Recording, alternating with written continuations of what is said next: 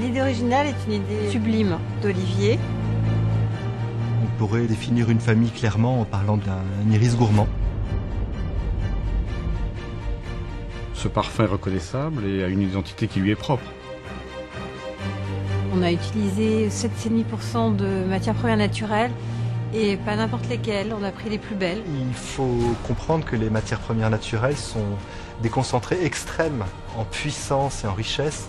Les matières premières naturelles sont quasiment des parfums en eux-mêmes. Parmi les ingrédients majeurs qui rentrent dans la composition du parfum, il y a évidemment l'iris. La concrète d'iris, c'est la matière première qui coûte le plus cher dans notre palette. L'iris donne une élégance à l'ensemble, donne beaucoup aussi de séduction.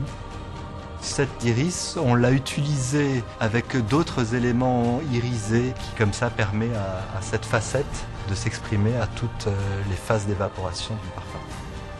Anne a apporté cette touche gourmande à la note et on a fait quelque chose de très souriant. On a souvent comme ça parlé de cette tension qu'il y a entre ces deux aspects du parfum, cette colonne vertébrale d'iris et cette assise gourmande.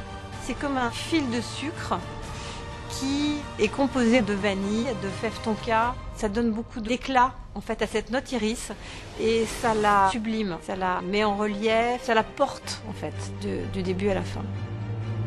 Il a fallu que d'autres éléments viennent en appui. On a eu la possibilité d'utiliser des absolus de jasmin, des absolus de fleurs d'oranger qui permettent une diffusion et une rémanence digne des grands parfums.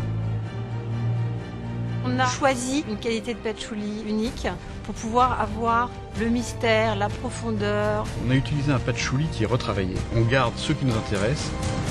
C'est ce qu'on appelle un cœur de patchouli. Le nombre d'ingrédients utilisés dans la construction de ce parfum est assez réduit. On a utilisé une 60aine d'ingrédients, ce qui est relativement peu pour un parfum aussi complexe. On a une écriture très épurée et qui va à l'essentiel du message que l'on voulait donner. Pour pouvoir arriver à ce résultat, il a fallu qu'on fasse énormément d'essais. Si on calcule, on a à peu près autour de 5000, 5500 essais, ce qui est quelque chose de considérable. On est en train de définir ce que devraient être les qualités d'un grand parfum. La vie est belle, c'est une affirmation.